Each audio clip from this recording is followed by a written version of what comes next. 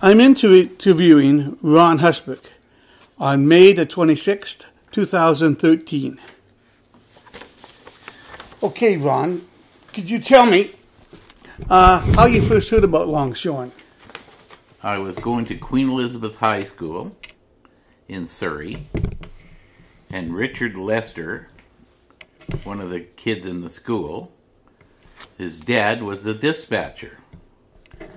And we were out there at his place in Cloverdale on a Saturday fooling around. And he said, "You guys are big enough to be working." And he said, "You come into the hall and work some sacks on the dock." They had a job at Pacific Coast Terminals unloading rail cars. And we went there thinking it would be just a snap. And after working there one day, I pretty near slept for 10 hours. Yeah, after it was over. Same, yeah. But we had a good time.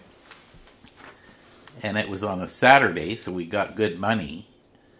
And then I was kind of hooked on it, and I met a lot of guys.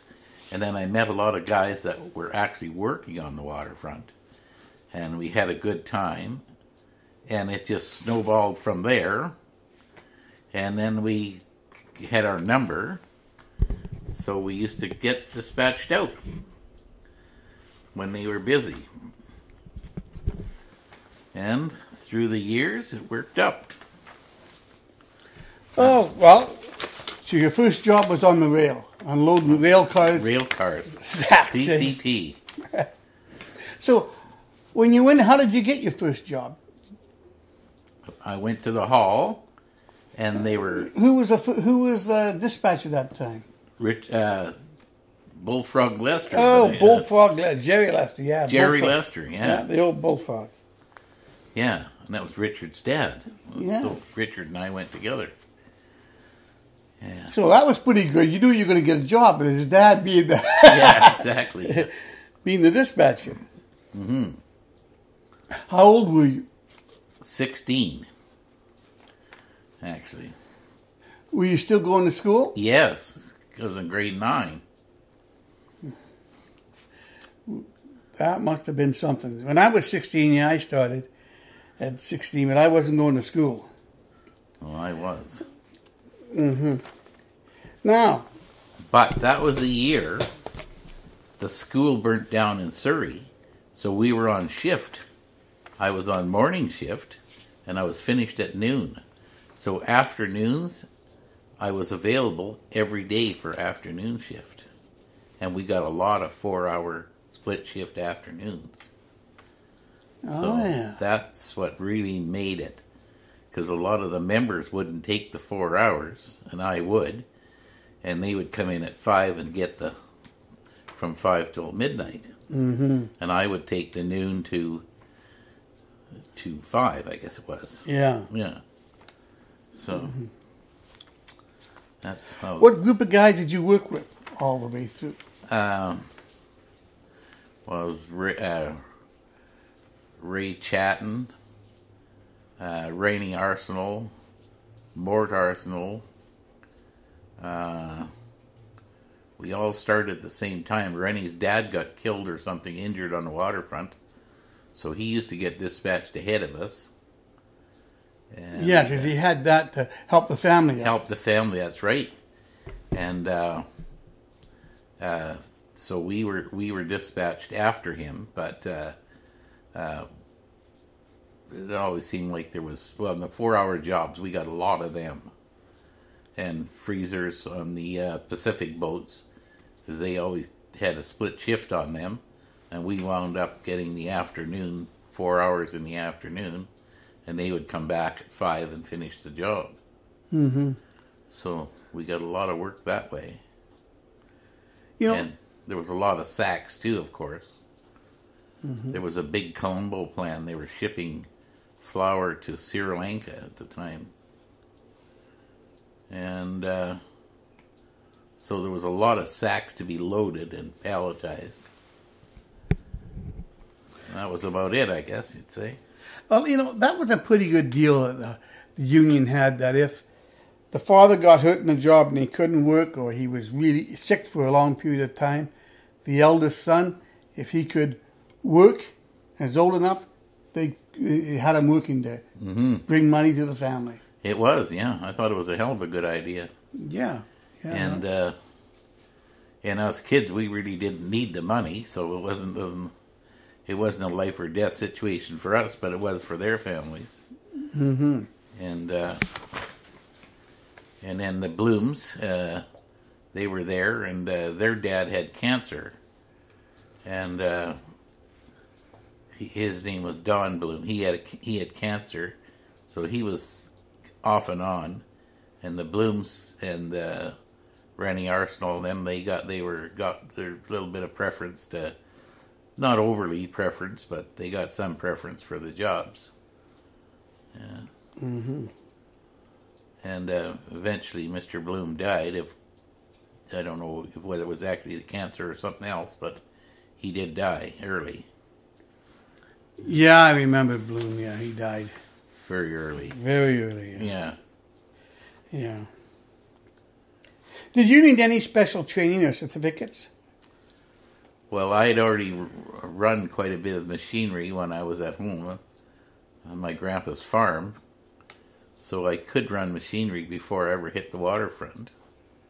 So when you had to go on a forklift or something, I knew how to run one, and it made quite a difference too. So, but I mainly stuck with the guys I worked with. We pretty well all worked together.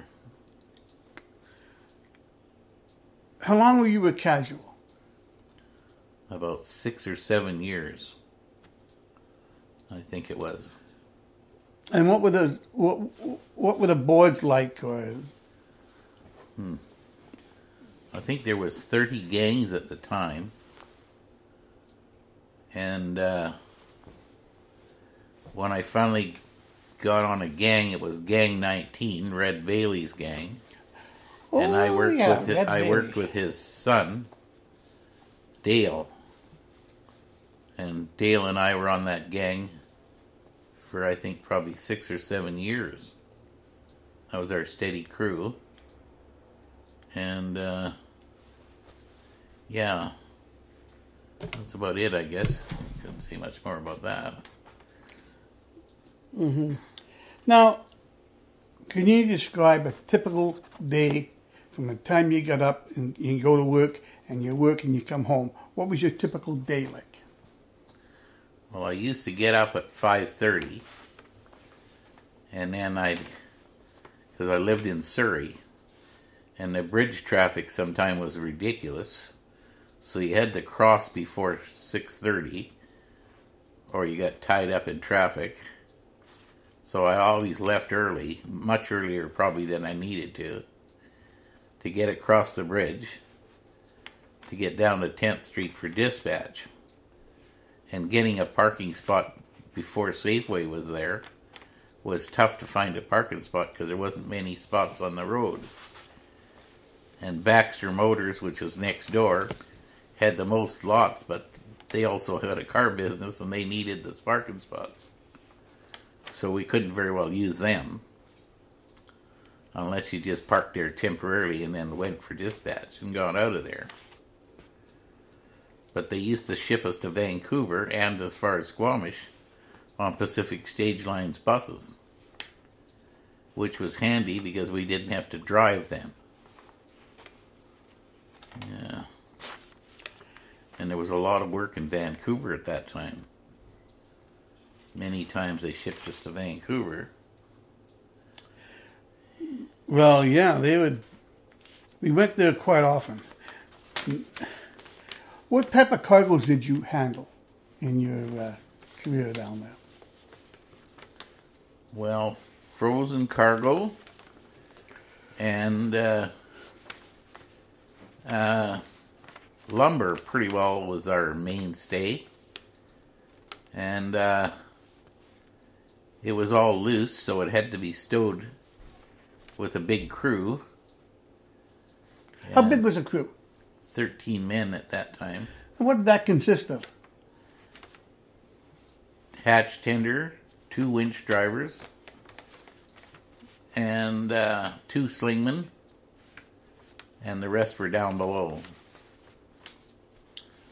And that would be about it. Yeah. What was the side runner's job? Down Well, below? he was to keep, well, if you were on lumber, the side runner made sure that the floor was fairly level, and you had it level when you were marking off from one commodity to the other, so it could be easily discharged, and you had to paint lines on the wood of chalk mixed with colored chalk mixed with water. It was marked off the lumber, so it and then you would put the new mark on top of it, and so that was the indication that you were changing from one commodity to the other, or the other customer to the other. Oh, yeah. Now, did the side runner have any power to fire you, keep you on, or who had the power at that time when you started to fire you? Well, I think the side runner had some authority, but I think it was pretty well the hatch tender that would, if he didn't like you or you weren't up to snuff, I'm sure that they would inform the foreman, and that was as far as it would go. And I think the foreman would take over from there, whatever discipline was going to happen. Yes, I can remember the hatch tender yelling down, "Hey, kid, get on the ball or hit the hall." Yeah. Yes, and whatever the hatch tender said, we said hot to it. Now, what type of gear did they have on the ships when you started? Mostly steam winches. The odd ones, the Pacific boats, had electric winches, but they were rare. But most were steam, and each winch had its own driver, and it wasn't until years later that one guy ran both winches from a central control looking over the hatch.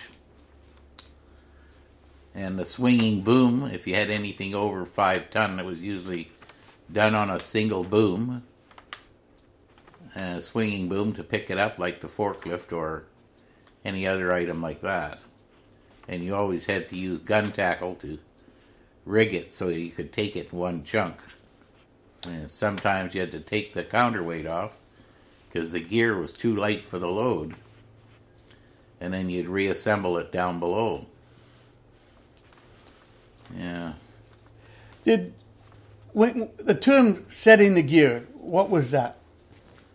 You had to have when the ship came in, the booms were down as a rule. You would check the head blocks, make sure that the head blocks and any of the other blocks had seizing wire on them so the shackle couldn't come loose and there wasn't too much wear on the shivs or cracks. And then you top the boom up and you put one over the coaming on the offshore side halfway up the hatch, and the other one had to be out over the dock with a preventer and a lazy guy tight, plus the preventer. Sometimes you had to wrap it on the stay because there was no cleats welded on the deck in the appropriate position. So sometimes it was a little hairy trying to get the gear in the right position and anchored to the deck. Now, what's this lazy guy you're talking about? It's a rope that was hooked to the end of the boom, and you hooked it to the cleat on the side of the ship, and you could pull it out with the guy, and then you tied that off, and then you set your preventer, and then you let it slide into it. And you slacked it off till you were at equal push pressure on the cable as well as the rope. Okay. Now, covering and uncovering the hatches, how was that done? Well, there was a double or triple tarp usually on the hatches, and they had these long pieces of steel, and they had wedges all the way along on all four sides of the hatch that they drove in at an angle, and they wedged it in order to hold it against the ocean. And sometimes they even had a steel strap that went from one side to the other, 2 or 3 across the top of the hatch to hold the hatch down. And the covers were normally about 18 inches wide by 4 or 5 feet long, and there would be maybe 100 of them to cover a hatch. And they had to be removed and replaced one at a time. How did you like doing that? Now that was a job I didn't relish too much. It took a lot of time, and sometimes it was a little bit dangerous because some of them were a little bit short.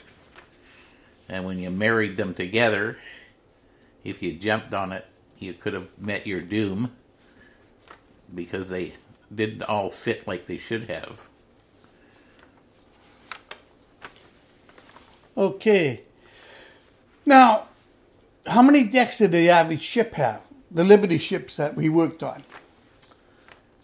Usually they had 'tween decks and the lower hold plus the main deck.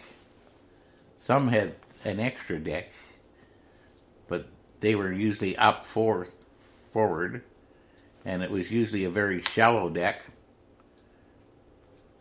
mainly a forecastle type deck. And very little weight was put on them because they weren't that well constructed. Okay. Now, what different cargoes did you work on?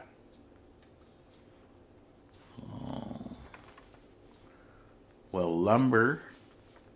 We used to get the odd car from Europe that was in the middle of the hatch usually from England, Bentleys and Rollses and stuff, but they were few and far between.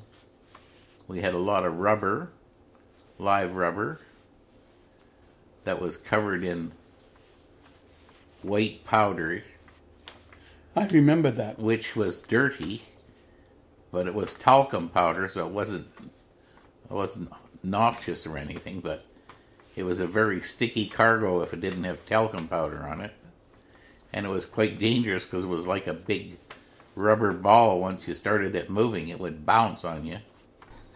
With the lumber, what sizes of lumber did you work on? A lot of timbers. What's a timber? 12 by 12 or 16 by 16, up to 40 feet long. Plus Fletchers, which were usually 6 to 8 inches thick by up to 24 inches wide, and random length. But the job that was very dangerous in some ways was pulp, because you had to have it. They were heavy. What did they weigh, a bale of pulp? I think it was at least 300 pounds, I think. Yeah, around 250, and yeah. But the wires would snap. And that's when you had to really be on your toes because it would cut you wide open. And some of the original ones had the wire strap bands on them, and they were really dangerous. And that's when they switched over to plywood with their metal bands on it. They had to wrap them in brown paper to stop the bands from snapping and taking your head off. And so when you slid them in, you used to use a piece of broom handle for a roller, and you'd pile them in the wings of the ship and block them in. Otherwise, if the ship took a list, he would roll back out on you and kill you. Did you ever do any hides? Yes. And tell us about hides. They used to ship a lot of raw hides to Italy, and they were stinking and they were slimy, and they used to say it was dirty hides and freezers. I used to try to avoid those dispatches at all costs. I think we all did. Because if it ever got on your metal, on your leather apron, it stunk forever until you could bleach it out. And everybody wore leather aprons. And they used to be made right on First Street there in New Westminster. This guy used to make them. Everybody had them. Yeah, that's where I got my first leather apron. Yeah. And you wore them out, too. Yeah. Mine was patched more than once. Yeah, wore them out. And if you didn't have aprons, your pants wouldn't last a month. No. You wouldn't last. Some wouldn't last a week. Mm-hmm. And they'd be chewed up. Did you ever do sulfur? Yes, I did sulfur. Well, tell us about the sulfur jobs. We used to go to Port Moody and do the sulfur, and they had front-end loaders there that were made by Alice Chalmers, and they used to have to drive in the water to put them out because they always started on fire from the brake drums and from the exhaust pipes. The dust would start on fire, and then you would drive it in the water and put it out. They all had fire extinguishers on them, and we had to hose them down to make sure that it didn't fire up again.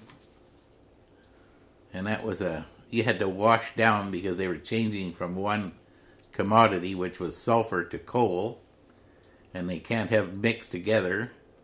So the wash down jobs were numerous and long and quite challenging at times because they didn't want the two cargoes mixed. Okay. Tell us about the docks and what they were like and to work on, and because there's none there anymore, so I'd like to know about these docks. We'll start at PCT. Well, PCT had the most rail on the dock. They had the most switches, and they also had the freezing plant for the fish.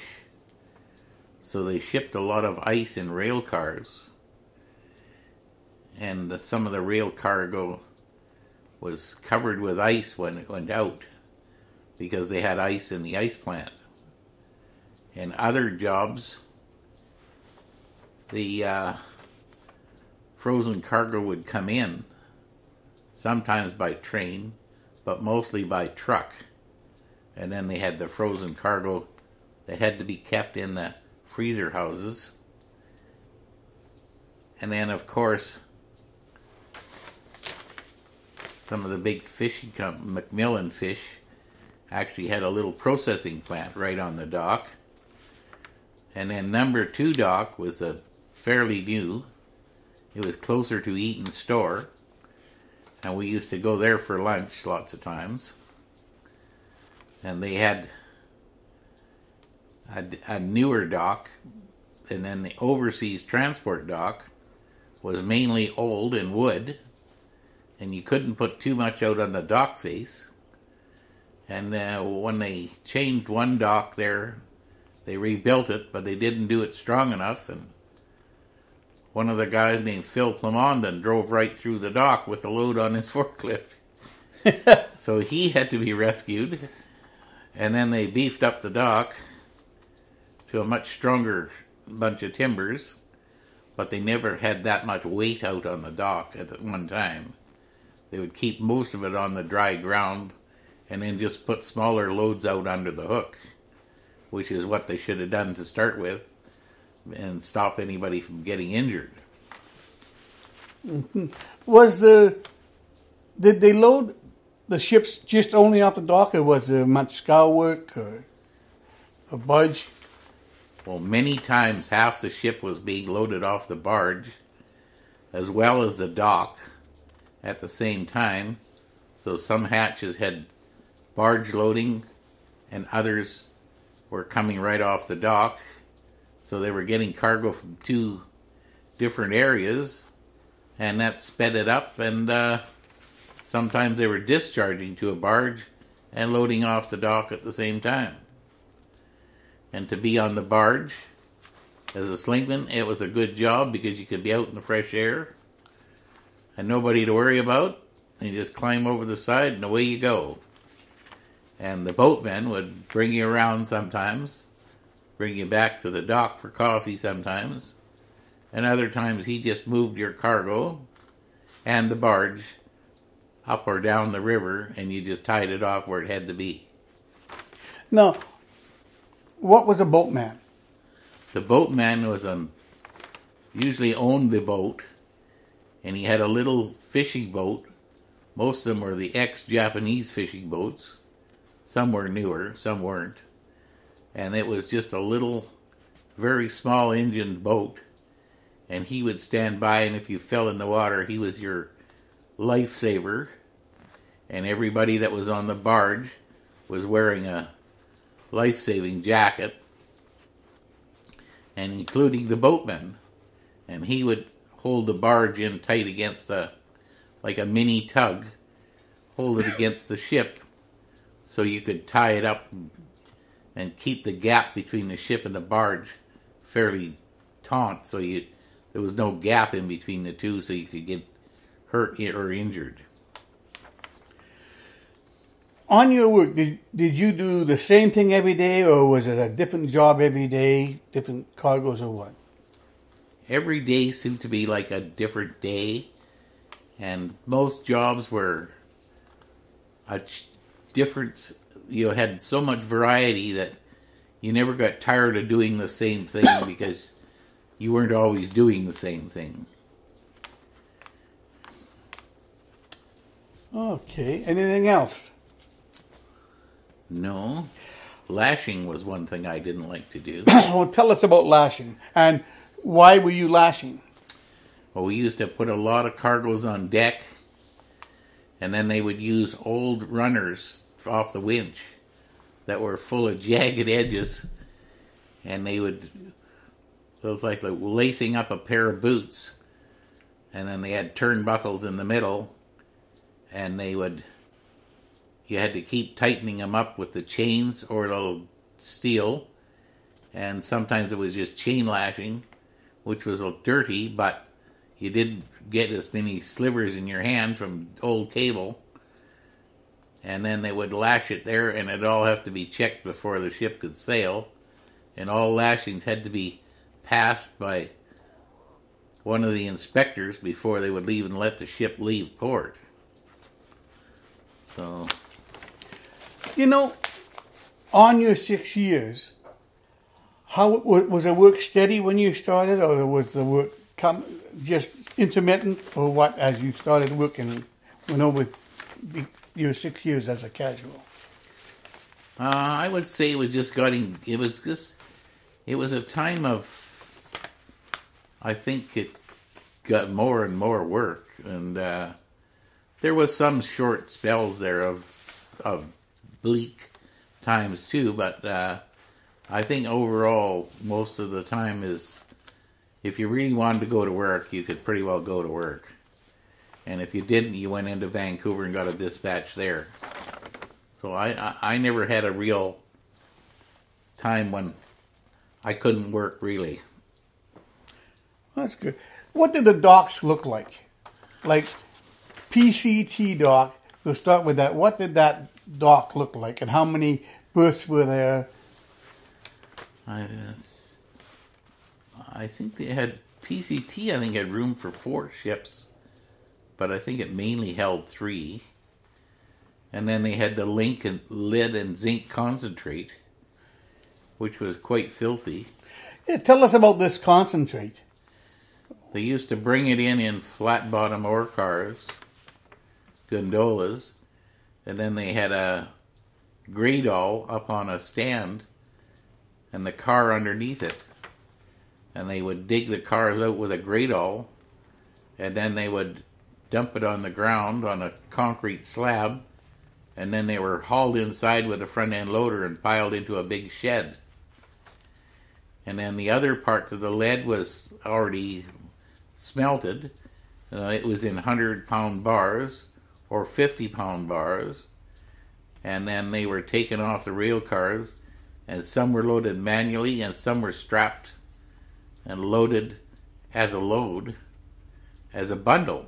And then you just planted them, and then they got these little forklifts, and they set them in the wing. Sometimes they broke the band and leveled them out. Sometimes they didn't. So sometimes they couldn't stand too much weight in one position, so they had to be spread out. Well, tell me about your gang sizes. How did it change, the gang sizes, over your career? Well, it went from 13 guys to 6, I believe, at the end. Especially on some jobs where they didn't even need slingmen, because he just hooked it right off the dock with the iron Chinaman, like for the cars. They just had to have somebody guide it to set it down in the right place. And you drove it in and drove it out.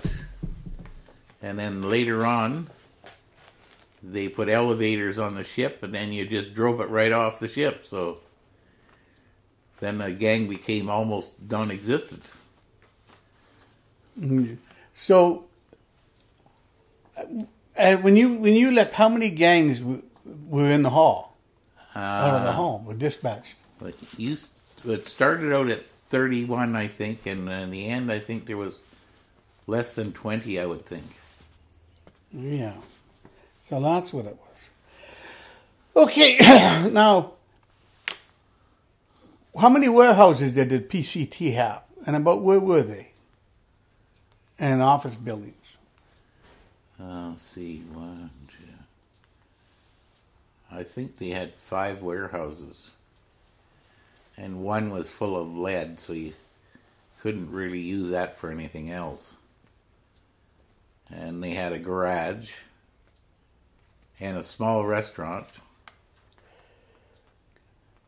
That railroad they had with the steam engine. Remember that? Yeah. That was the smallest complete railroad in the world at that time. Yeah. And they had a steam engine that was built for the Army,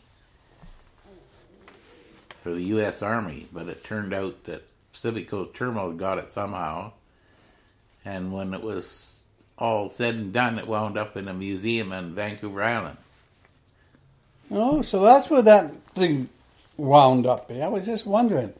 Mm-hmm. We used to see that chugging around. Well, when the guy who was the real engineer, old Gibb Sanderson, when he retired, they didn't actually have anybody that had all the tickets for steam and what have you.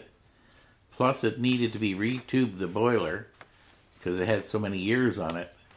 Not hot, fast miles, but it was after so many years, you have to redo your boiler, and it just didn't pay to do it because they didn't have any steam engineers left. Plus, it was so much quicker to do it with a front end loader with a hook on it. You didn't have to spend an hour getting the steam up or anything. And maintenance was probably 1/10 of what it was to keep maintaining the steam Loki. Yeah, I remember that, hauling them around there, and that there was a Huff, almost like a front end loader they used. Yeah, it was made by International. Yeah. Front end loader called a Huff. Mm-hmm. Yeah, and it had a hook on it. Now, how did you learn your job? Once you started working, how did you learn what to do? Well, you were mainly trained by the guy who was down there with you.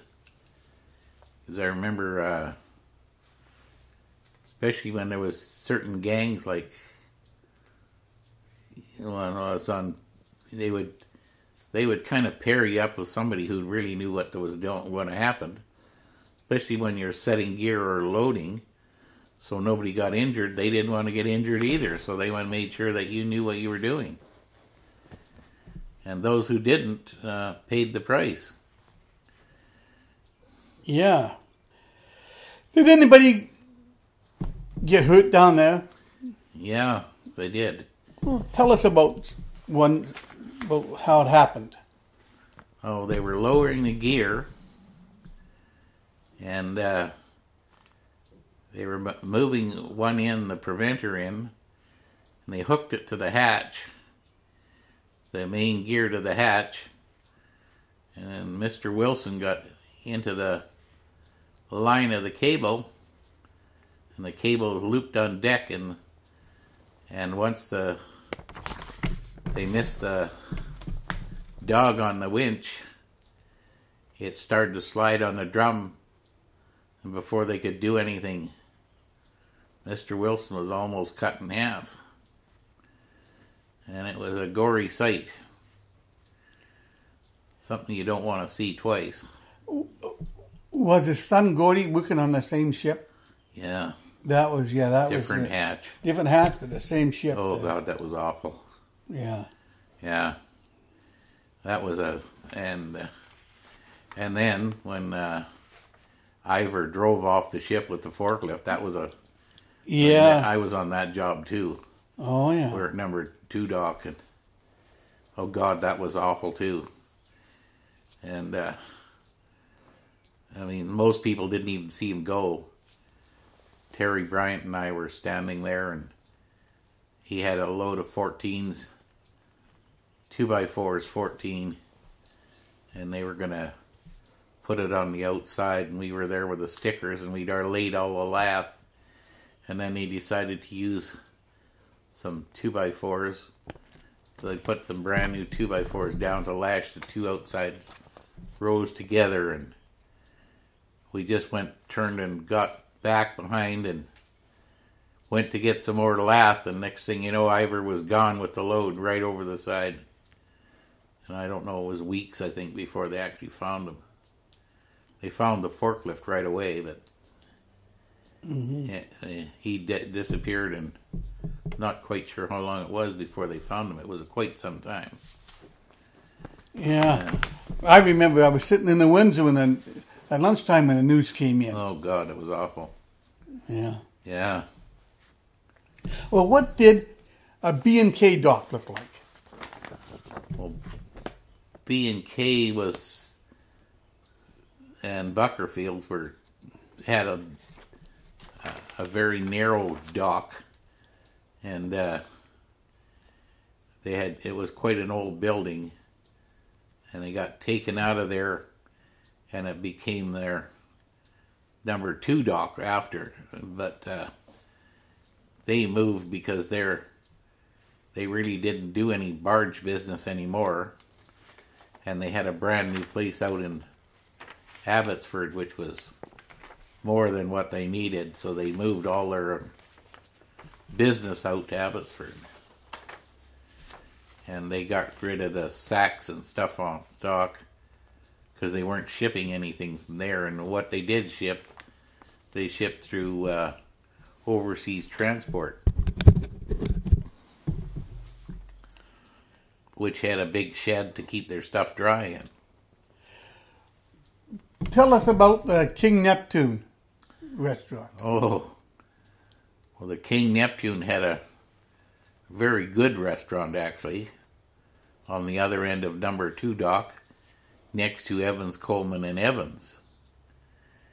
And for something they got entangled in with the City Hall, and they had to be moved out immediately on this barge, and they were going to do whatever they were going to do to the dock.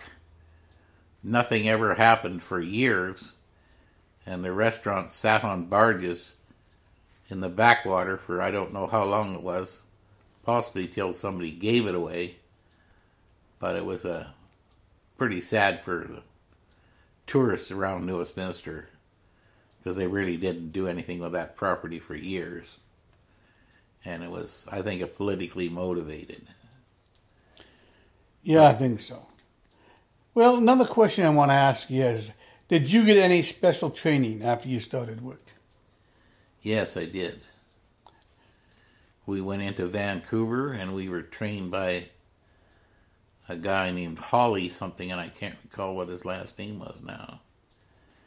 And because they had bigger forklifts than they had in New Westminster at the time, and they also had forklifts that you could pick up containers with on the side. And that was done in New Westminster at the time. And we were taken in there they were side racks, which they don't use anymore. Now they go to top racks, or they don't pick them up anyway. Because the old idea of putting forks under the container is long gone, and they stopped that fairly early on in the container business. Okay. How was people trained? Any special training for forklifts, for driving the winch, crane, or any other special jobs? Was there special training for it? Or were you just sort of told how to do it? Well, when I was on Red Bailey's gang, we had a guy named Art Baudet, and he was one of our drivers, and he would get us to spell him off on cargo that wasn't critical, so you could learn how to get it down the hatch without any devastation or anything. You didn't start out on cars or anything. It was usually small cargo, lead, zinc, silver, something like that, so that you could learn to get it fairly short loads or plywood and get that down the hatch at a realistic speed. And so that's how you pretty well learned right on the job. On the job training. Now, that was mostly my experience too, mostly on the job training. Mm-hmm. Now tell me about the rice mills. What was that like? Well, the rice mills was mainly unloading fruit and vegetables. Well, mainly citrus and stuff from Australia, plus the rice. The rice used to come in from Texas, and then it was unloaded and put through the mill and separated and cleaned and packaged for the locals. And Woodward's used to get all their canned fruit from Australia. So their canned stuff and their raisins and dates and everything used to come in from there. And they were separated and cleaned by staff that worked at the rice mills and didn't go anywhere else that I know of. And the dock really couldn't take too much weight, so there was no cargo hardly ever shipped out of the rice mills. And then the dock was the wrong height was another problem. So very little went in or went out that way, but lots came in that way. Okay. What about Annis's Island? Well, Annis's Island became the car mecca because they built a dock designed for unloading cars. And then they had the field backup, and all the car companies got together when they used to come in at Pacific Coast terminals, but they needed that space for lumber, so they couldn't have it empty when car ships came in. So therefore it was wide open for cars, plus they had the rail line in there, and you could clean the cars up and load them on the rail cars or trucks without having to go out of the fence or anything. So it was an ideal location for cars. Okay. Now, who was the head foreman and who was the head boss of Annis's Island? Annis's. I'm not sure who really owned it, but Andy Kotowich and it was Glenn Ford. Glenn Ford and AMT at Annis. I think it was Eggy too was there. And Eggy was there, yeah. But I'm not sure. Like Mullen Transport owned most of the trucks, so whether it was part of them or I don't know. But they were there for years. But I don't know who was the the real behind-the-scenes guy. But they definitely had the cars sewed up at a very early age. And what about Fraser Wharves? Well, Fraser Wharves, I didn't work there that often, and I'm not sure who actually owned it. And I don't know, we didn't really go there that often. That was mostly a car dock to Fraser Wharves. Mostly car dock, yeah. It was all cars. Yeah. And did you ever work at the elevator? Yes. Now tell us about the elevator. There was an elevator in Surrey, was Searle's elevator on It's Elevator Road. Elevator Road, actually, yeah. Yeah, what was the name of it? And it was run by the Teamsters originally. They did some stuff there with Johnson Terminals. And then, when they wanted to get some deep sea business, some of the guys that worked for Johnson's, which were in the Teamsters, wanted to be longshoremen. And somehow it wound up, they had a vote, and eventually the dock was amalgamated with not the dock workers, but the deep sea end. So it was a strange arrangement because they weren't really a part of PCT and the rest of them. They were actually from the dock was actually part of the other part of the longshore, not the dock workers, but the longshore workers. Yeah, the deep sea. The deep sea. And then after that, PCT, their dock division wanted to join the deep sea part too, and then they actually, it was quite some time later, I think within a year or two before everything was settled there, because the other dock at Overseas Transport were already in deep sea.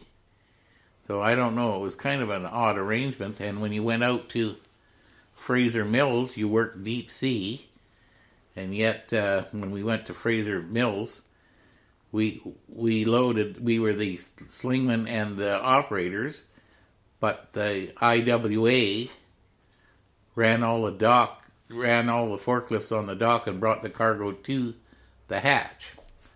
So that was a different arrangement too, and I'm not sure how that really worked out. Where was this Fraser Mills? Fraser Mills was about 3/4 of a mile up the river past the Patella Bridge, and they could only bring the ship in when the slack tide, because he couldn't get in between the two bridges and keep it straight in order to get into the dock facilities at Fraser Mills. And Fraser Mills had a very shallow draft there, so there was mainly 3 ships that went there: the Bessegan, the Rondegan, and the Trollegan, and they were little gantry ships from Norway, and they went up and down the west coast of North America with pulp usually in the basement and palletized or packaged lumber on deck, and they were small gantries.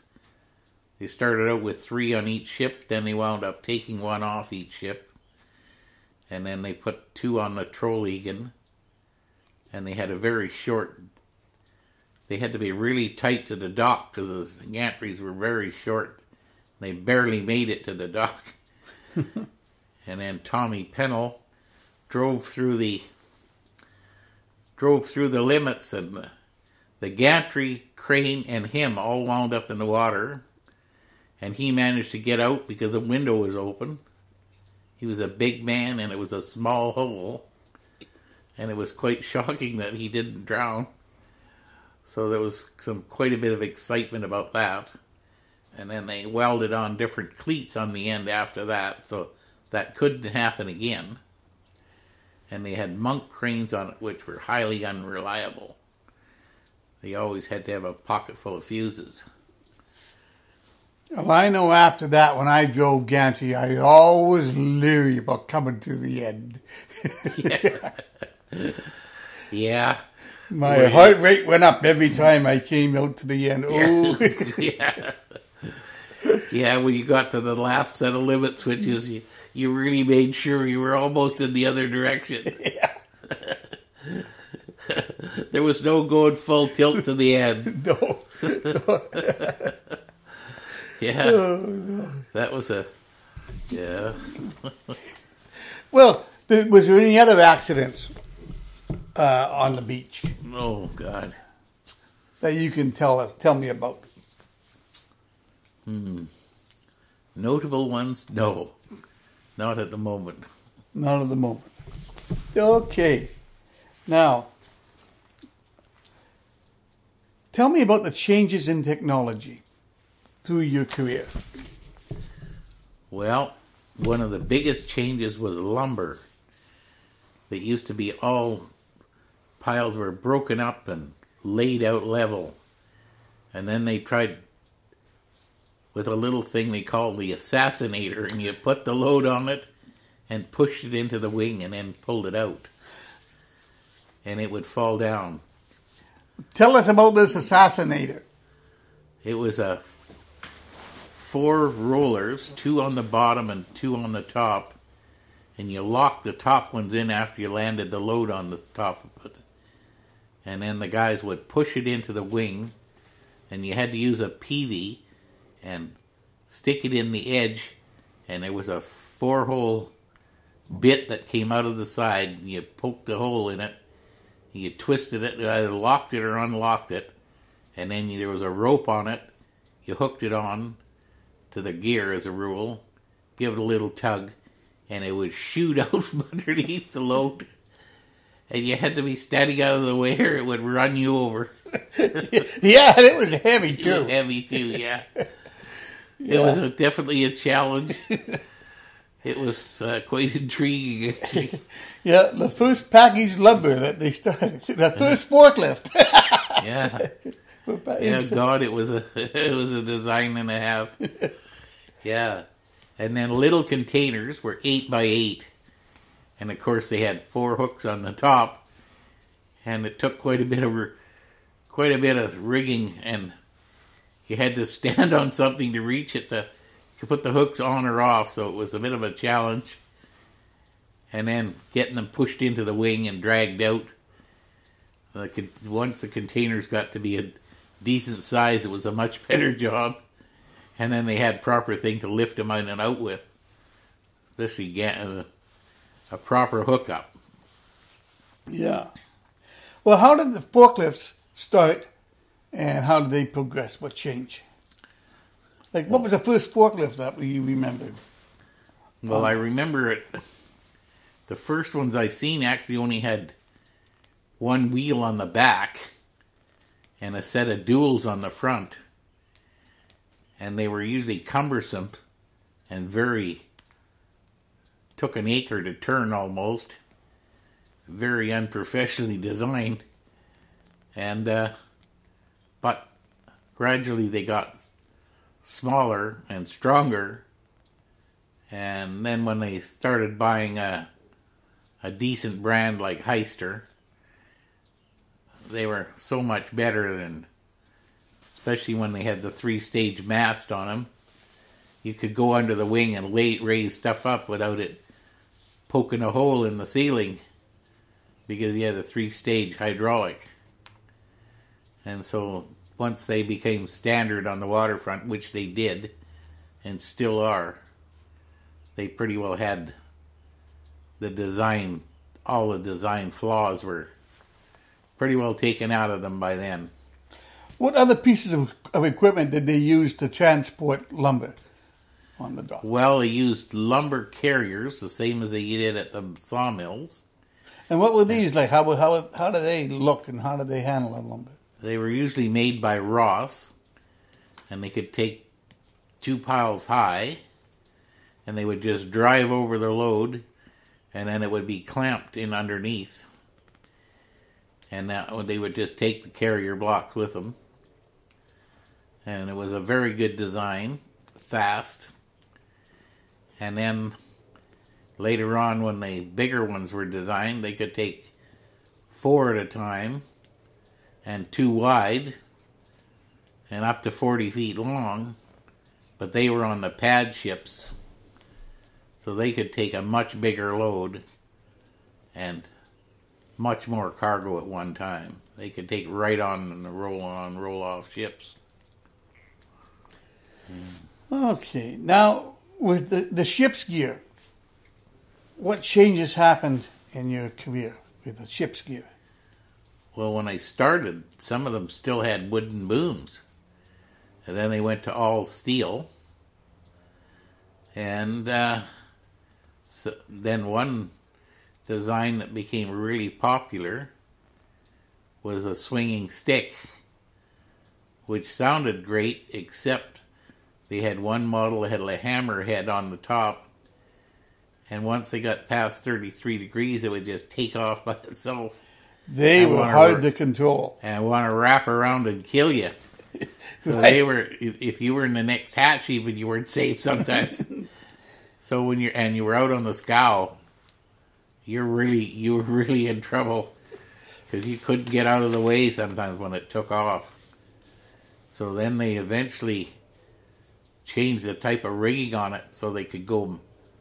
They had about 4 or 5 different wraps of cable on it, so they were slowed them down quite a bit, and they took the big bridle off the top and put a T-bar up there so it wasn't all loose. A very dangerous setup, the original ones. Many guys got scared to death on those. Scared to death or hurt, not too badly. There was this, but scared to death, I remember. And it was hard to, I was driving those things. They were hard to control. Boy. If you weren't boomed down, it was, if you're boomed down, it wasn't that bad. But once you got high, on the top end, if you're doing anything underneath yourself, oh, they were deadly. Mm-hmm. Yeah. What other types of gear was on the ship? Well, when the first little cranes started out, they were underpowered, and some were great and some were terrible, but eventually the crane was, especially the Norwegian ones, they were well made and well designed, and then the Japanese copied them with some variations. Some of them were, when you got inside, you had to take your jacket off to get through the doorway. On some of them, they were pretty skinny, and I was pretty fat, so it wasn't a bad combination. And others were, once the doorways, sometimes you had to crawl through the front window because of the design. You could only get in or out of them when it was in one position, as a rule. Yeah. And after the cranes, what came next? Well, Was it? pretty well dock service then. Yeah, and the ships had their own gantries at times. Ships had their own gantries, And when did these dock gantries, these big dock gantries start? Around what year? I don't know what year that was, but Vancouver had some really old cranes on the dock from the war area, and they were the old shipyard style cranes, and they could only pick up 5 tons, but many times they hardly used them, and they used the ship's gear. And I don't know if that was because they had to pay more, or what, or the ship supplied their own gear. It would be easier to maintain. I don't know what the score was on that, but many times they never used the crane that was sitting there. Mm-hmm. Now, I know we had, for quite a while, pad ships come in. Now, what were the pad ships? The pad ships were all row ships. They had 2 cranes on the front, and they were also capable of one operator running both cranes at the same time for a double lift, and they had a watertight bulkhead door in the number 1 hatch, And they claimed even if the ship had a hole in it, the door was 1.5 feet thick, that it would hold the ocean out. It was never challenged, I don't think, and tried, but it definitely was a big door, and it definitely had hydraulic latches on it. So, and they used to carry sometimes nickel matty ore in there from the Pacific Islands. Is that neat? Yeah.